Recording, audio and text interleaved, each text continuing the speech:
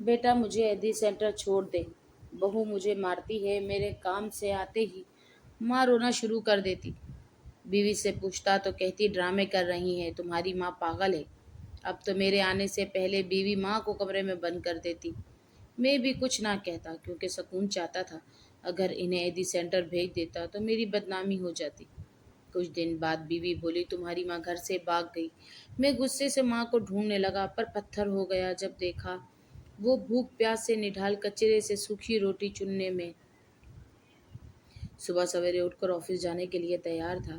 جیسے ہی میری نظر سامنے کی طرف پڑی تو میری بوڑھی ماں انتہائی آہستہ آہستہ چل کر میرے پاس آتی دکھائی دی۔ میں نے اپنی تیاریاں تیز کر لی، وہ خود کو مزید مصروف ظاہر کر دیا۔ مجھے پتا تھا کہ وہ میرے پاس آ کر ایک ہی بات کا رونا روئیں گی۔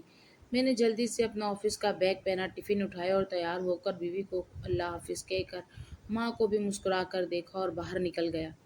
میں ایسے ہی کرتا تھا، جب بھی وہ مجھ سے کوئی بات کرنے آتی تو میں اپنی تیاریاں تیز کر دیتا اور فوراً سے گھر سے باہر نکل جاتا۔ مجھے پتا تھا کہ وہ مجھ سے کیا کہنا چاہتی ہیں، لیکن میں انہیں نظر انداز کر دیتا۔ آج نہ جانے کیوں مجھے کچھ اچھا نہ لگا اور میرا دل زور زور سے دھڑکنے لگا، لیکن میں نے اپنے دل کی تمام کوششوں کے باوجود بھی اس بات پر توجہ نہ دی اور آفس آ کر اپنے کام میں مصروف ہو گیا۔ دوپہر 2 بجے کے قریب مجھے بار بار اپنی بیوی کی کال آتی رہی، لیکن میں نے اسے نظر انداز کیا۔ مجھے پتا تھا کہ وہ بھی مجھ سے کیا کہنا چاہتی ہے۔ میری ماں میری بیوی کی آپس میں نہیں بنتی تھی اور میں آفس میں کام کرتا یا ان کے دکھڑے سنتا، اس لیے میں نے ان کا فون اٹھانا مناسب نہ سمجھا۔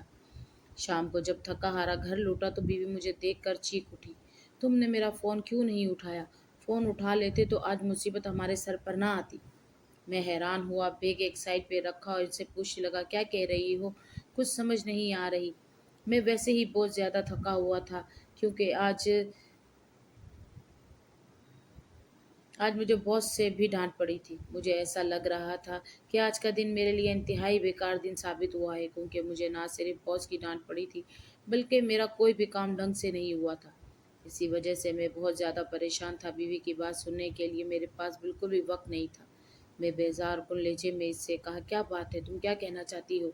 میں غصے میں نے میرے برابر میں بیٹھی اور بولنے اگر فون اٹھا لیتے تو یہ زحمت نہ ہوتی۔ میں نے اس سے پوچھا پھر تم بتاؤ گی کہ بات کیا ہے؟ بس پہلیاں بجھوائے جا رہی ہوں۔ کہنے لگی تمہاری ماں صبح سے گھر سے نکل گئی ہے اور میں اسے ڈھونڈ ڈھونڈ کر پریشان ہو گئی ہوں۔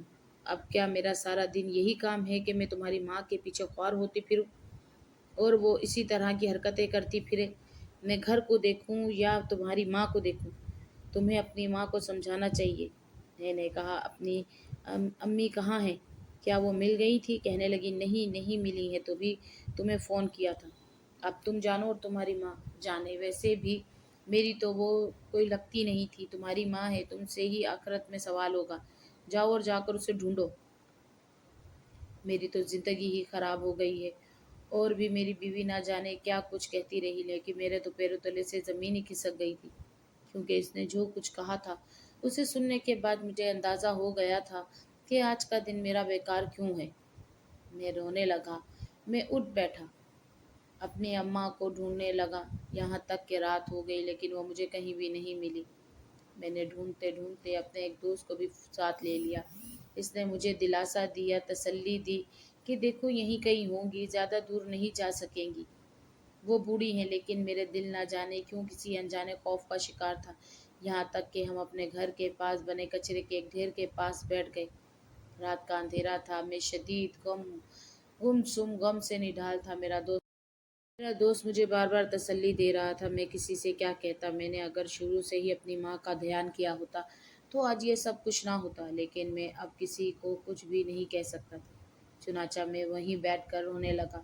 اسی دوران رات کے اندھیرے میں مجھے ایسا لگا کہ کچرے کے ڈھیر کے پاس کوئی وجود ہے۔ میرے دوست نے بھی میری توجہ اس جانب دلوائی اور اسٹریٹ لائٹ کی روشنی کی طرف ہم نے جب اس کا چہرہ دیکھا تو ایک لمحے کے لیے میرے پیروں تلے سے زمین نکل گئی۔ میرے دوست نے بھی میری طرف دیکھا، کہا یہ تمہاری امی کیسے ہو سکتی ہیں؟ یہ تو کسی کچرے کے ڈھیر میں بیٹھی فقیرنی ہے۔ میں نے تو تمہاری امی کو دیکھا تھا، وہ تو بہت خوش لباس تھی یار اور اچھے سے رکھ رکھاؤ والی انسان تھی۔ ان کی یہ حالت نہیں ہو سکتی، چلو ہم کہیں اور جا کر ڈھونڈتے ہیں۔ मैंने उसे कहा, तुम चले जाओ, मैं अब सुबह ही कोशिश करूंगा, रात बहुत हो गई है। मेरा दोस्त आगे बढ़ा, इसने मेरे कंधे पे हाथ रखा, मुझे दिलासा दिया, तसल्ली दी और वहां से चला गया। कहने लगा, मैं कल आऊंगा और तुम्हारे साथ मिलकर आंटी को ढूंढूंगा, वो भी मेरी माँ की जगह पर है। इसकी बात सुनते ही मुझ पर घड़ों पानी पड़ गया। वो जैसे ही गया तो मैं भाग कर इस औरत को गौर से देखने लगा। मेरी हैरत की इंतहा न रही कि जो कुछ मैंने देखा था वो सच था या कोई झूठ। मैंने कई बार अपने आप को चुटकी काटी कि नहीं, मैं कोई ख्वाब देख रहा हूँ, लेकिन जो कुछ मैं देख रहा था वो हकीकत थी, और ऐसा भयानक हकीकत थी कि इस हकीकत के बाद मुझे कुछ होश ना रहा।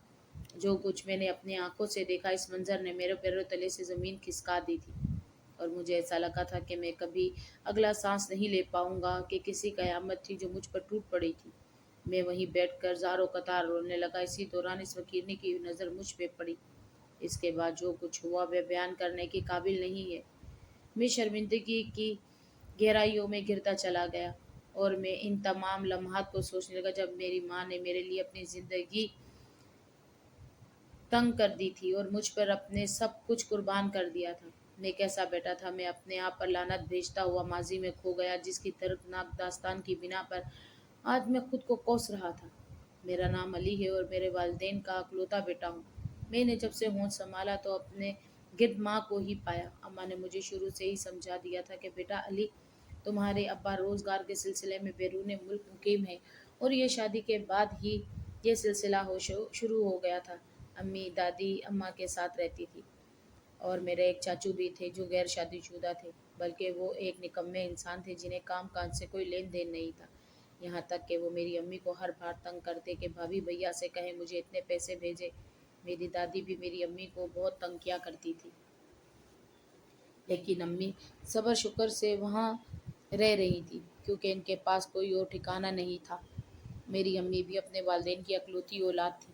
जब जब से उन्होंने होश संभाला था, तब से उन्होंने माँ बाप के नाम पर सिर्फ अपनी माँ को देखा था, जो इनके चचा चची के रहमो करम पर थे। और फिर जब इनका इंतकाल हुआ तो मेरी अम्मी भी अकेली हो गई। उन्होंने बहुत दुख सुख सहे थे, और चचा चची ने जल्द ही इनकी देखभाल कर शादी कर दी थी कि अब वो मज़ीद इनसे नहीं पाली जा रही थी। इसलिए उन्होंने मेरे अब्बू का इंतखाब किया था। अब्बू बहुत अच्छे शख्सियत के मालिक थे, खुश इखलाक, मिलनसार, बहुत ख्याल रखने वाले थे। लेकिन दादी ने जानबूझकर ये देखा कि अम्मी यतीम है, तो उन्होंने फ़ौरन से अब्बू के लिए अपने एक जानने वाले के ज़रिए बैरून मुल्क नौकरी का अहतमाम कर दिया, क्योंकि दादी इस बात की हकीकत को समझ गई थी कि चचा तो निकम्मे हैं, और अगर मेरा ये बड़ा बेटा भी अपनी बीवी का गुलाम बनकर रह गया तो दादी के इस घर में जो अहकामात जारी होते हैं इन पर कोई अमल नहीं करेगा।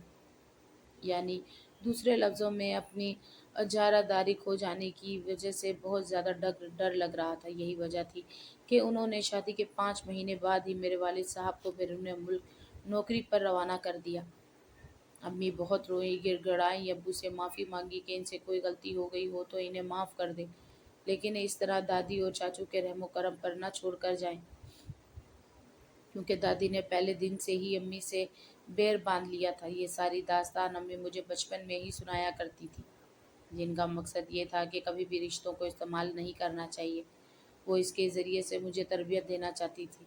दिन गुजरने लगे, अम्मी रो धोकर चुप होकर अब मेरी तरबियत पर लग गई, क्योंकि शादी के 6 महीने में ही इन्हें खुशखबरी मिल गई थी। यानी अब्बू के जाने के बाद ही वो उम्मीद से हो गई, और यूं पूरे 9 महीने बाद में पैदा हुआ तो अब्बू ने पहली बार काम से छुट्टी लेकर आने का इरादा जाहिर किया। लेकिन दादी ने इन्हें साफ मना कर दिया कि यहाँ आने की कोई ज़रूरत नहीं है। अब तुम फैसल की शादी के लिए पैसे जमा करो। फैसल मेरे चाचू का नाम था। अब वो मुझे देखे बगैर ही मुझसे मोहब्बत करने लगे। वो अक्सर अम्मी को ख़त लिखा करते, जिसमें मेरा ज़िक्र बहुत ज़्यादा होता, यानी वो अपनी औलाद की याद में तड़प रहे थे। लेकिन दादी ने इन्हें अपनी औलाद से मिलने से मना कर दिया, और साफ तौर पर कह दिया, तुम्हें मैं वहाँ बेटी को अभी अपने भाई की जिम्मेदारी उठानी है। कभी कभी अम्मी बैठकर मुझसे कहा करती हैं कि अली, तुम्हारे अब्बू की कोई बहन नहीं है। अगर बहन होती तो तुम्हारे अब्बू को भी यहाँ पलट कर वापस ना आते। हुआ यूं था कि दादी बीमार रहने लगी। अब इन्हें अंदाज़ा हुआ कि अब्बू को यहाँ बुलवा लिया जाए, क्योंकि फैसल चाचू की शादी भी हो रही थी और दादी ने इनके लिए लड़की तलाश कर ली थी। अब दादी को एहसास हो रहा था कि उन्होंने अम्मी के साथ गलत किया है। इस वक्त मैं 6 साल का हो चुका था। 6 साल तक अब्बू ने मुझे नहीं देखा था। इसी तरह वालिद साहब ने अम्मी को खुशखबरी सुनाई कि वो जल्द यहाँ आने वाले हैं, क्योंकि उन्होंने इतना जमा पूंजी इकट्ठी कर ली थी कि वो अपना कारोबार खोलेंगे और फैसल को भी कारोबार में शरीक करेंगे। यूं इन्हें दोबारा बाहर जाने की ज़रूरत नहीं पड़ेगी। अम्मी ने ये बात किसी को ना बताई, बस मेरे सब्र से इंतज़ार करने लगी कि कब मेरे अब्बू वापस आते हैं। इसी दौरान दादी बीमार हो गई तो अब्बू को मजबूरन आना पड़ा। मुझे देखते ही वो रोने लगे और मुझे गले से लगाया प्यार करने लगे कि मेरा बेटा कब इतना बड़ा हो गया, मुझे पता ही ना चला। मेरे लिए वो अजनबी थे, इसलिए मैं इनसे खिंचा खिंचा सा रहने लगा। और यह बात इन्हें बहुत ज़्यादा तकलीफ दे रही थी कि इनका बेटा जो इनसे मोहब्बत करता है वो अपने बाप को ही नहीं पहचानता। मैं छोटा था लेकिन मेरी याददाश्त में इनका वो चेहरा अभी तक महफूज है, जब वो मुझे देखते और मैं इन्हें कोई जवाब ना देता, बस अम्मी से चिपक कर बैठ जाता तो इनके चेहरे पर जो तकलीफ के आसार नुमाया होते वो मेरे भी दिल चीरने के लिए काफ़ी थे। लेकिन मैं इस वक्त समझदार ना था, नादान था, इस बात को समझ ना सका। पर जब जब वो चेहरा याद आता तो हैरत ज़दा रह जाता। तो सोचता कि काश ऐसा ना होता, काश वो मुझे पहले से ही अपनी आगोश में ले लेते तो मैं बचपन से ही इनकी लमस से वाकिफ होता। लेकिन खैर अब वक्त निकल चुका था। हाथ से दादी बीमार हो गई। अब्बू इनकी खिदमत में लगे रहते। अम्मी खुश थी कि अब्बू हमारे पास आ गए। अब्बू को यहाँ पाकिस्तान आए हुए 4 महीने हो चुके थे। इसी दौरान दादी का इंतकाल हो गया। अब्बू ने कारोबार शुरू कर दिया था, लेकिन फैसल चाचू की निकम्मी और हठधर्मी की वजह से वो कारोबार भी नुकसान में जाता रहा, क्योंकि वो तवज्जो नहीं देते थे और अब्बू जितनी तवज्जो देते थे वो सब की सब अयाशी में उड़ा देते। अपनी बीवी को ऐशो आराम की खातिर सब कुछ बर्बाद कर देते। 4 महीनों में अब्बू की सारी जमा पूंजी लुट गई थी और वो माँ रह गई। इस बात का उन्होंने बहुत ज़्यादा असर ले लिया।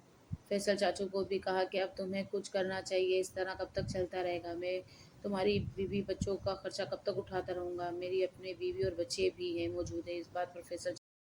इस पर फैसल चाचू ने बहुत ज़्यादा हंगामा कर दिया। अब्बू ने हमारे लिए एक प्लाट बुक करवा रखा था और वो इस पर घर तामीर करवा रहे थे। अभी आधा घर घर आधा भी ना हुआ था कि अब्बू सख्त तो बीमार पड़ गए। कारोबार तो वैसे ही नुकसान में जा रहा था, घर में खाने की भी लाले पड़ गए थे। अलबत्ता दादी के कुछ जेवरात मौजूद थे जो दादी वसीयत कर गई थी कि दोनों भाई आपस में बांट लेना। लेकिन चाचू ने इन जेवरात पर भी कब्जा कर लिया और अबू को साफ और वाज़ेह तौर पर कह दिया कि आपका इस सोने से और जेवरात से कोई लेन देन नहीं है। अबू ने इस बात का गहरा असर लिया और सख्त बीमार हुए। यूं वो हम दोनों को महज 1 साल के अरसे में जब वो वापस वतन वापस आए छोड़ कर चले गए। ये सदमा मेरी अम्मी के लिए बहुत ज़्यादा था और चाचू को तो जैसे एक बहुत बड़ा खजाना हाथ लग गया। ये घर दादी मेरे अब्बू के नाम कर गई थी और ये वाहिद काम था जो दादी ने बहुत अच्छा किया था। लेकिन इसका भी कोई फ़ायदा नहीं हुआ, क्योंकि चाचू ने इंतहाई होशियारी और कमाल महारत से इस घर के कागजात अपने नाम करवा लिए थे। अब इनके पास अच्छा खासा मौका था कि वो हमें इस घर से बाहर निकाल दें। हमारा वो प्लाट जो आधा तामीर हुआ था, खर्चा ना मिलने की वजह से मजदूरों ने भी काम करना छोड़ दिया और हमें वो औने पौने दामों बेचना पड़ा। चाचू ने हमसे साफ और वाज़ेह तौर पर कह दिया था कि अब मेरी बीवी के यहाँ बच्चे की पैदाइश होने वाली है और मेरी फैमिली भी बढ़ने वाली है, चुनाचा आप दोनों यहाँ से निकल जाएं। ये मेरी माँ के लिए एक बहुत बड़ा सदमा था, लेकिन वह खुददार औरत थी। उन्होंने अपने पास मौजूद जमा पूंजी से एक घर किराए पे ले लिया और हम दोनों वहाँ रहने लगे। मुझे रोना आता कि किस तरह एक भरा पड़ा घर हमें वहाँ छोड़कर वहाँ आना पड़ा था। मैं इस वक्त 10 साल का हो चुका था और ये 10 साल मेरी ज़िंदगी के इंतहाई दुख भरे साल थे। जब मैंने वक्त जब मैंने हर वक्त अपनी अम्मी को रोते हुए देखा था, लेकिन उन्होंने कभी मुझसे कोई शिकवा ना किया। अक्सर मैं इन्हें रातों को देखता तो वो टूट कर अल्लाह से गिड़गिड़ा कर दुआएं मांगा करती कि या अल्लाह, मेरी ज़िंदगी में कभी सुख नहीं लिखा, बस तू मुझे औलाद का सुख देना ताकि मैं एक बेहतरीन ज़िंदगी गुजार सकूं और ज़िंदगी के जितने दिन बाकी रह गए हैं इन्हें तेरी याद में अच्छे तरीके से गुजार सकूं। दिन गुजरने लगे, मैं बड़ा होता गया। अम्मी ने मुझे ख़ास तौर पर पढ़ाई करवाई थी ताकि मुझे किसी की नौकरी ना करनी पड़े। اور میں کسی غلامی میں نہ کروں، بلکہ پڑھ لکھ کر اپنا اچھا سا کاروبار کھول سکوں۔ لیکن میں کاروبار سے بھاگتا تھا۔ چھوٹی عمر میں ابا کا کاروبار میں جو نقصان دیکھا تھا، اس لیے میں نے سوچ لیا تھا کہ میں نوکری ہی کروں گا۔ میں جوان ہو گیا۔ امی نے سلائیاں کڑھائیاں کر کر کے، لوگوں کے گھروں میں کام کر کر کے مجھے بڑا کیا تھا۔ ان کا میری ذات پر ایک بہت بڑا احسان تھا، جیسے میں کبھی بھلا نہیں سکتا تھا۔ وہ میری ذات کے لیے ایسا روشن ستارہ تھا جو مجھے ہر پل یاد رہتا کہ انہوں نے میرے لیے کتنی قربانیاں دی ہیں۔ میں جوان ہو گیا، اچھے نمبروں سے گریجویٹ کر لیا۔ امی کے چہرے پر اب جھریاں آ گئی تھیں۔ وقت انہیں پہلے ہی اتنا بوڑھا کر دیا تھا کہ ابو کی جدائی نے تو انہیں بالکل کمزور کر کے رکھ دیا تھا، لیکن انہیں میرا سہارا تھا، اس لیے وہ جی رہی تھی اور وہ مجھے کامیاب دیکھنا چاہتی تھی۔ میری کامیابی وہ اپنی آنکھوں سے دیکھ کر انہوں نے فیصلہ کر لیا کہ میں تمہاری جلد شادی کر دوں گی، کیونکہ اب میں آرام کرنا چاہتی ہوں اور تمہاری ذمہ داریوں سے سبکدوش ہونا چاہتی ہوں۔ میں نے ان کی بات پر سر تسلیم خم کر لیا اور میں نے انہیں بتایا کہ میں اپنے آفس میں ایک لڑکی کو پسند کرتا ہوں۔ یہاں یہ بات بتاتا چلوں کہ گریجویشن کرتے ہی امی نے جانے والے کے توسط سے مجھے ایک اچھی کمپنی میں نوکری رکھوا دی تھی، اور وہاں مجھے کام کرتے ہوئے 6 مہینے ہو گئے تھے۔ میری تنخواہ اچھی تھی، ہمارے گھر کے حالات بہتر ہوتے گئے۔ ہم ایک بہترین کرائے کے گھر میں رہنے لگے۔ میں نے اماں سے کہہ دیا تھا کہ میں کمیٹیاں ڈال کر اپنا گھر خرید لوں گا۔ اماں میری سوچ پر بہت خوش ہوئی تھی، لیکن انہوں نے کہا کہ تم شادی کرو، بے شک آنے والی بھی اپنا رزق اپنے ساتھ لائے گی۔ یوں میں نے اپنی پسند بتا کر انہیں راضی کر لیا اور انہوں نے دھوم دھام سے میری شادی کر لی۔ میری شادی اپنی کلیگ اسما سے ہوئی تھی۔ اسما نے محبت کا اظہار کرنے میں پہل کی تھی اور اسی نے مجھے کہا تھا کہ آپ مجھے اچھے لگتے ہیں، مجھے آپ سے شادی کرنی ہے۔ اسما کی 3 4 اور بھی بہنیں تھیں اور سب سے بڑی تھی اور نوکری کر رہی تھی۔ اس نے مجھے کہا تھا کہ شادی کے بعد بھی میں نوکری کروں گی، لیکن میں نے جب امی کو اس حوالے سے بتایا تو وہ ناراض ہو گئی۔ کہنے لگی میں بہو اس لیے لا رہی ہوں تاکہ وہ گھر کا اور تمہارا خیال رکھ سکے۔ اگر وہ شادی کے بعد بھی اسی طرح نوکری کرتی رہی تو تمہارا خیال کب رکھے گی، اور میں اس بات کی اجازت نہیں دے سکتی۔ میں نے جب یہ بات اپنی بیوی کو بتائی تو ایک لمحے کے لیے وہ خاموش ہو گئی اور پھر مان لیا، لیکن مجھے کیا پتا تھا کہ ان دنوں میں ان انبن سب سے پہلے اسی بات پر ہوگی، اور میری بیوی میری ماں کے لیے اپنے دل میں بہت بڑا بوجھ پال لے گی۔ شادی ہو گئی، لیکن جلد ہی مجھ پر شادی شدہ زندگی کے بدترین دن گزرنے لگے، لیکن کیونکہ میری ماں اور میری بیوی آپس میں ایک دوسرے سے بہت سے معاملات پر اختلافات کرتے رہے، اور میں ان دونوں کے درمیان پسنے لگا۔ میں جب آفس سے تھکا ہارا گھر واپس آتا تو میری بیوی کے پاس میری ماں کے لیے شکایتوں کا دفتر موجود ہوتا۔ رفتہ رفتہ میں نے ان کی شکایتوں پر توجہ دینا چھوڑ دی تو میری بیوی نے بھی مجھے شکایت کرنا چھوڑ دی، لیکن اب الٹا حساب ہو گیا تھا۔ میری ماں مجھے پہلے سے زیادہ کافی کمزور دکھائی دینے لگی تھی۔ وہ اکثر میرے پاس آ کر بیٹھا کرتی تو میری بیوی کو بہت برا لگتا۔ وہ کہتی تمہاری ماں میری شکایتیں کرنے کے لیے تمہارے پاس آ کر بیٹھتی ہے، اسے کہہ دیا کریں کہ جب آپ گھر پر واپس آئیں تو ہم دونوں میاں بیوی کو بھی کچھ وقت اکیلا گزارنے دیا کریں۔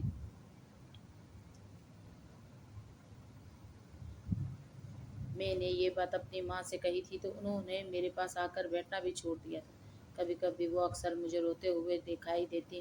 وہ تب میری بیوی مجھ سے کہتی کہ صبح سویرے اٹھ کر لڑائی جھگڑے کرتی ہیں اور پھر آپ کے آنے پر جو مگرمچھ کے آنسو اپنے آنکھوں میں بسا لیتی ہیں تاکہ آپ ان کے آنسوؤں پر یقین کر لیں۔ آپ میرا یقین کریں کہ میں آپ کی بیوی ہوں، میں پاگل نہیں ہوں، لیکن کہیں نہ کہیں آپ کی ماں کی دماغ کی حالت پر ضرور اثر ہوا ہے۔ اس کے ساتھ جو واقعات ہوئے ہیں انہوں نے اسے بہت زیادہ کمزور کر دیا تھا، اس لیے آپ ان کی باتوں پر کان نہ دیا کریں۔ میں نے اپنی بیوی کو اپنے پاس بٹھایا، کہنے لگا میری ماں نے واقعی میں میرے لیے بہت زیادہ قربانیاں دی ہیں، اور میں تم سے درخواست کرتا ہوں کہ تم ان قربانیوں کا خیال کرتے ہوئے ان کے ساتھ اچھا سلوک کرو۔ وہ ذہنی طور پر اگر کمزور ہو گئی ہیں تو تم تو صحت مند ہو نا، تم ان کو جواب مت دیا کرو، چپ چاپ میری خاطر سنا کرو۔ میری بیوی نے حیران کن نگاہوں سے میری طرف دیکھا اور خاموش ہو گئی۔ اس دن کے بعد اس نے مجھ سے شکایتیں کرنا بند کر دی، لیکن الٹا حساب ہو گیا تھا۔ میری ماں میرے پاس آ کر دوبارہ سے بیٹھنے لگی۔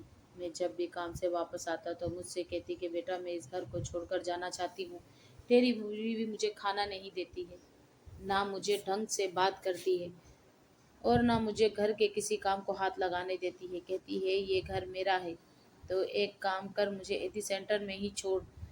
تو یہ گھر تو اب تیرا ہی ہے، میں نے تیرے نام ہی کر دیا ہے، بلکہ یہ گھر تو نے ہی بنایا ہے نا، تو پھر میرا یہاں کیا حق ہے؟ وہ اکثر رو پڑتی ہوں اور میں انہیں محبت سے سمجھاتا کہ ہمیں مل بانٹ کر زندگی گزارنا سیکھیں۔ وہ آپ کی بہو ہے، کوئی دشمن تو نہیں ہوئی، بھلا ایسا کیوں کرے گی؟ تو پھر امی خاموش ہو جاتی، دوبارہ اپنے کمرے میں جا کر اپنے کمرے کا دروازہ بند کر لیتی۔ میری بیوی جتتی ہوئی نگاہوں سے مجھے دیکھتی کہ دیکھو، میں آپ کو کہتی ہوں نا کہ ان کی ذہنی حالت ٹھیک نہیں ہے، ہمیں ان کو ڈاکٹر کو دکھانا چاہیے۔ اور ان کے کہنے پر میں نے ڈاکٹر کے پاس بھی لے گیا۔ ڈاکٹر نے کچھ دوائیاں دے دی اور کہا کہ ان کا ذہن بالکل تندرست ہے، کوئی ذہنی مسئلہ نہیں ہے، بس آپ گھر کا معمول بہتر کریں۔ ڈاکٹر کی بات پر مجھے بے پناہ حیرانی ہوئی۔ گھر آ کر میں نے بیوی کو بتایا تو وہ کہنے لگی، آپ غلط ڈاکٹر کے پاس چلے گئے ہیں، آپ ایک کام کریں، آپ اپنی آفس پہ توجہ دیں، میں ماں کو خود لے کے جاؤں گی۔ اور یوں اس نے مجھے بتایا کہ ڈاکٹر نے بتایا کہ تمہاری ماں آدھی پاگل ہے، اور کچھ دوائیاں دی ہیں۔ یوں میری بیوی کھانے میں دوائیاں ملا کر انہیں دیا کرتی۔ وہ زیادہ دن سوئے رہتی، لیکن جب میں آتا تو مجھے ایک ہی بات کہتی، مجھے ایدی سینٹر چھوڑ کر آ، یہاں میری میت ہی نکلے گی، تو سمجھتا کیوں نہیں ہے؟ جب میری بیوی میرے پاس آ کر کہتی کہ تم اپنی ماں کی باتوں پر توجہ نہ دیا کرو، یہ دوائیوں کا اثر ہے، وہ ایسی بہکی بہکی باتیں کرتی ہیں، میں تو ان کا بہت خیال رکھتی ہوں، ایسی کوئی بھی بات نہیں ہے کہ میں نے جھڑکوں یا ان کا خیال نہ رکھوں۔ تم یہ بات اچھی طرح جان لو کہ یہ پاگل ہو چکی ہیں، اور ایک پاگل انسان کو سنبھلنے کے ساتھ ساتھ پورے گھر پر توجہ دینا تمہاری اپنی بیوی کے لیے کتنی مشکل ہوتی ہوگی، تم یہ سوچ لو۔ بس کبھی بھی مجھ سے بدگمان نہ ہونا۔ وہ اپنی چکنی چپڑی باتوں میں مجھے پھنسا لیتی اور میں اپنی ماں کو قصوروار سمجھنے لگا۔ کبھی کبھی میں بہت زیادہ ڈپریشن کا شکار ہو جاتا کہ میری ماں نے میرے لیے اتنی قربانیاں دی ہیں اور ان کی حالت ہو گئی ہے۔ دن گزرنے لگے، اب ان کا روز کا جھگڑا بڑھ گیا۔ میری ماں آ کر روز مجھ سے یہی کہتی کہ مجھے ایدی سینٹر چھوڑ دے، تو سمجھتا کیوں نہیں؟ تیری بیوی مجھ پہ بہت تشدد کرتی ہے، مجھے زبردستی دوائیاں کھلاتی ہے، تو سمجھتا کیوں نہیں ہے؟ اس پر وہ رونے لگتی تو میرا دل جیسے کوئی مٹھی میں لے لیتا۔ لیکن میں بھی گھر کا سکون چاہتا تھا کہ آفس سے واپس گھر آؤں تو سکون ملے۔ میری بیوی اب اکثر میرے آنے سے پہلے ہی انہیں کمرے میں بند کر دیتی، اور وہ اپنے کمرے میں بند ہو کر رہ گئی۔ کافی دنوں سے میں نے ان کی شکل تک نہ دیکھی تھی، بس ان کی باتوں سے اندازہ ہو جاتا کہ وہ کمرے میں ہی ہیں اور اونچا اونچا رو رہی ہیں۔ میری بیوی کہتی کہ اب پاگل ہو چکی ہے، کسی بھی انسان کو نقصان پہنچانے کی کوشش کر سکتی ہے، تم ان باتوں پر دھیان نہ دو، میں انہیں برابر دوا دے رہی ہوں۔ لیکن میری ماں جب بھی مجھے دیکھتی تو ایک ہی بات کہتی۔ اب تو میں بھی ان کی باتوں پر کان نہ دھرتا، کیونکہ میری بیوی نے مجھ پر ہر طریقے سے یہ واضح کر لیا تھا کہ میری ماں پاگل ہے۔ ایک دن میری بیوی نے مشورہ دیا کہ کیوں نہ ہم واقعی میں ان کی بات پر عمل کریں، کیوں نہ ان سے ان کی صحت بہتر ہو جائے گی، ہم انہیں ایدی سینٹر میں چھوڑ دیں۔ ان کی بات سن کر وہ مجھے شدید غصہ آیا۔ حالانکہ یہ بات تو وہ کافی عرصے سے میں بھی سوچ رہا تھا، لیکن بدنامی کا ڈر تھا، اگر لوگوں کو پتہ چلے گا تو کیا کہیں گے کہ علی کی ماں نے ساری زندگی اس کے لیے وقف کر دی، اس کے باپ کا انتظار کیا، باپ بھی مر گیا، اور پھر اتنے برے وقتوں میں اس نے پال پوس کر علی کو اس قابل کیا کہ وہ آج اچھا خاصا کما رہا ہے، تو علی نے بیوی کی باتوں میں آ کر اپنی ماں کو ایدی سینٹر بھیج دیا۔ حالانکہ میری ماں گھر میں بھی کوئی بہت اچھے طریقے سے تو نہیں رہ رہی تھی، اب اس بات کا وہ مجھے بخوبی علم تھا، لیکن میں ایک بہت زیادہ خود غرض اور انسان بن چکا تھا، جسے صرف اپنا سکون عزیز تھا۔ اس ماں کو جس نے میرے لیے بہت سی قربانیاں دے کر اس مقام تک پہنچایا تھا، میں یہ اکثر بھول چکا تھا، یا یاد ہوتے ہوئے بھی میں ان کی طرف دھیان نہ دینا چاہتا تھا کہ اب میری اپنی زندگی شروع ہو گئی تھی۔ میں سکون چاہتا تھا، اور میں جب گھر آؤں تو مجھے سکون ملے۔ بیوی کو بھی میں نے کہہ دیا تھا کہ تم جو ٹھیک لگتا ہے وہ کرو، مجھے تم پر بھروسہ ہے، تم میری ماں کے ساتھ کچھ بھی غلط نہ کرو گی۔ اب اکثر مجھے اس کے رونے اور چیخنے کی آوازیں ان کے کمرے سے آتی، لیکن میری بیوی میرے گھر آتے ہی انہیں ان کے کمرے میں بند کر دیتی، اور جب میں صبح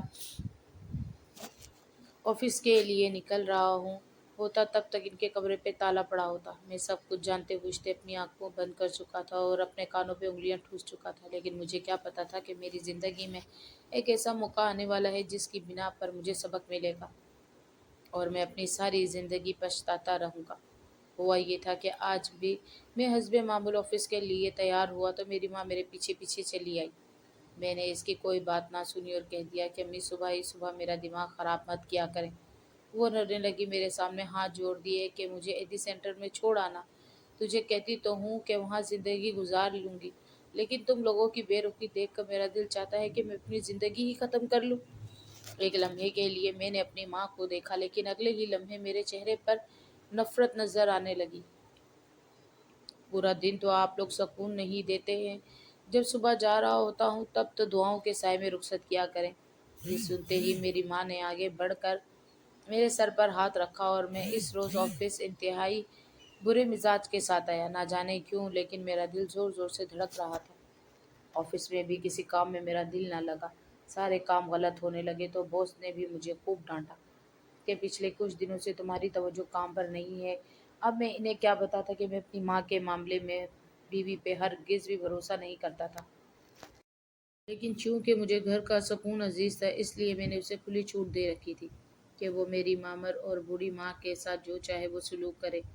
मैं कितना कमबख्त इंसान था, इस बात का अंदाज़ा मुझे जल्द होने वाला था।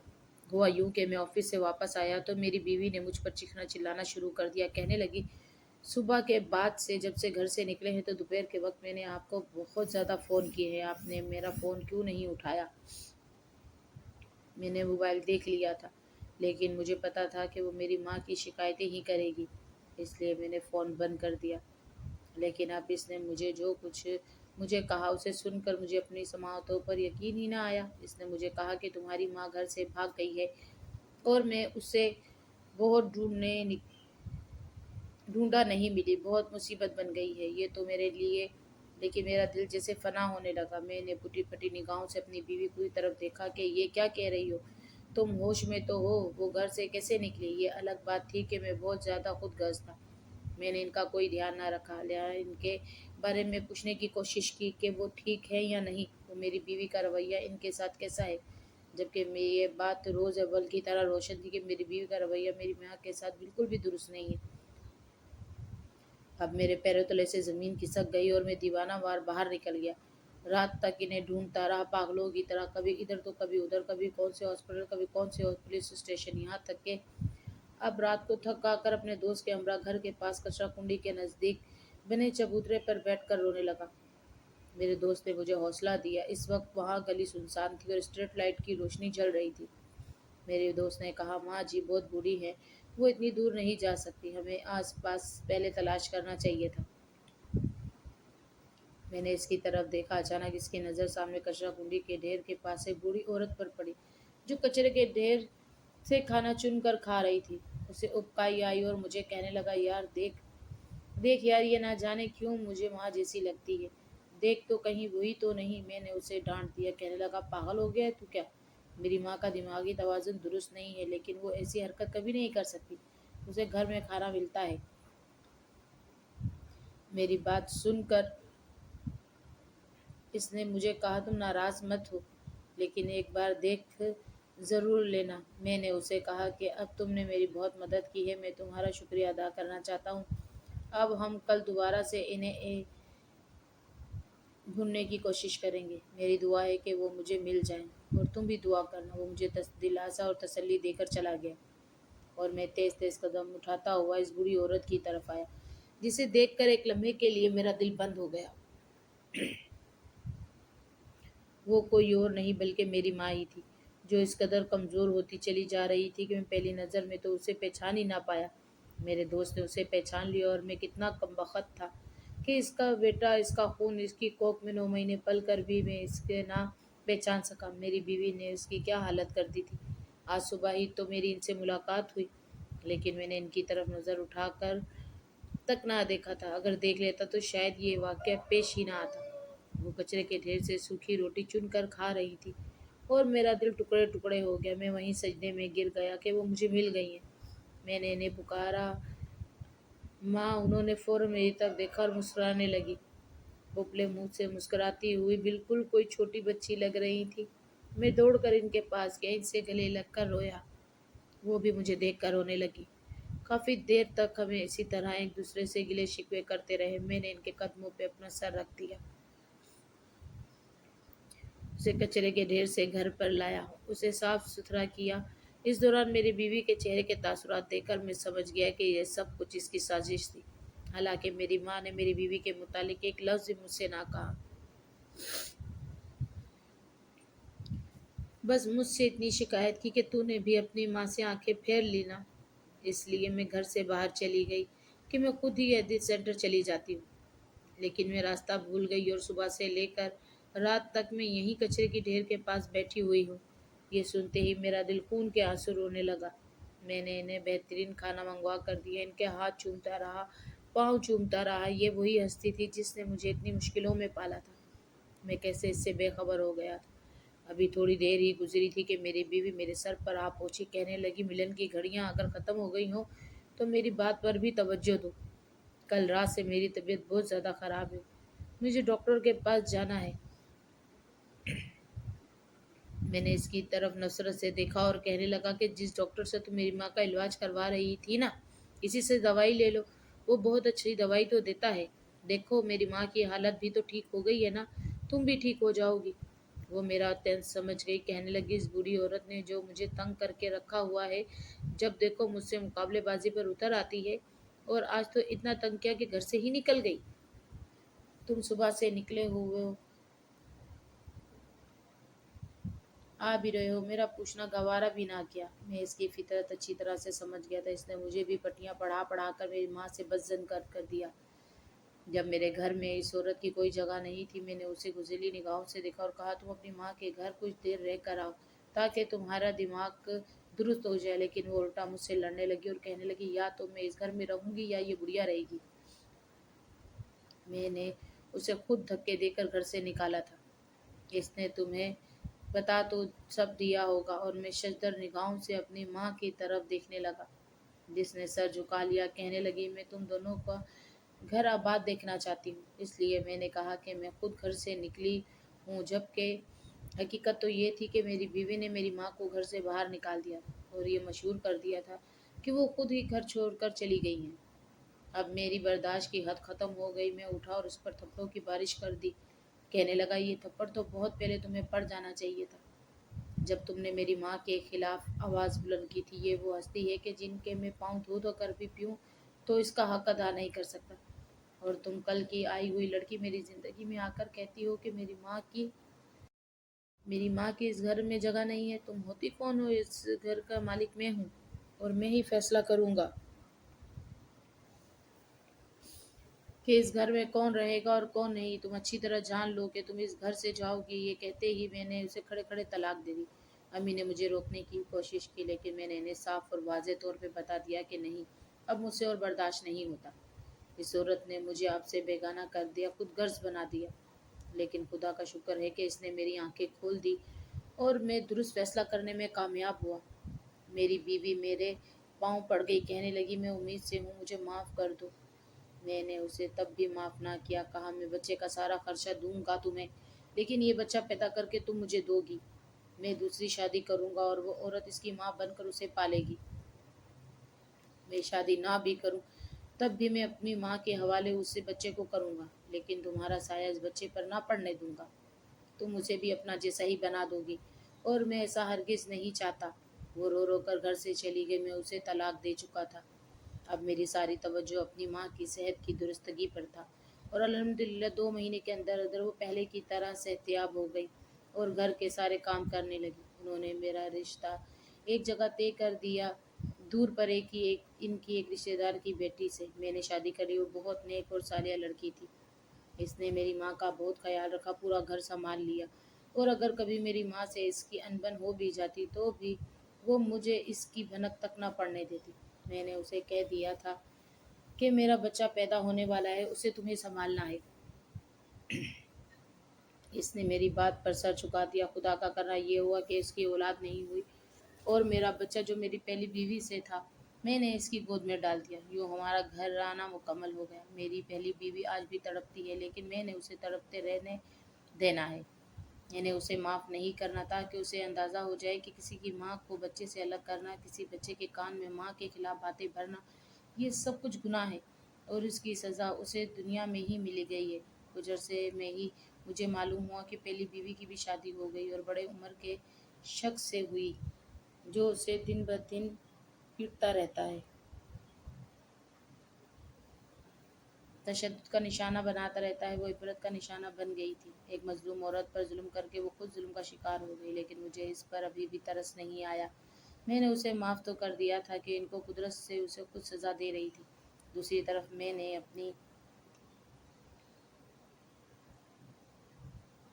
दूसरी तरफ मैंने अपनी माँ के पाँव में गिरकर माफ़ी माँग ली थी कि मैंने भी तो उससे मुँह मोड़ा था, लेकिन शुक्र है कि जल्द मुझे एहसास हुआ और मैंने अपनी सारी ज़िम्मेदारी दोबारा निभाई। अपने अपने बेटे के साथ जी रहा हूँ। मेरी दूसरी बीवी ने उसे सगी माँ का प्यार दिया हुआ है और वह मुझसे ज़्यादा इस पर अपनी जान लुटाती है। मेरी माँ ये सब कुछ देखकर खिल उठती है और मुझे दुआएं देती है। बस मुझे यही तो चाहिए था कि एक सुकून भरा घर हो, जहाँ मैं खुशी का सांस ले सकूं और किसी को कोई शिकवा शिकायत ना हो। मैं अल्लाह का जितना शुक्र अदा करूं कम है, और इसने मुझे सही वक्त पर रहनुमाई दी और मैं अपने खुशबाश घराने के साथ खुश व खुर्रम ज़िंदगी गुजार रहा हूँ। इसी तरह से मेरे चैनल को लाइक कमेंट्स और सब्सक्राइब कीजिएगा। खुदा हाफिज़।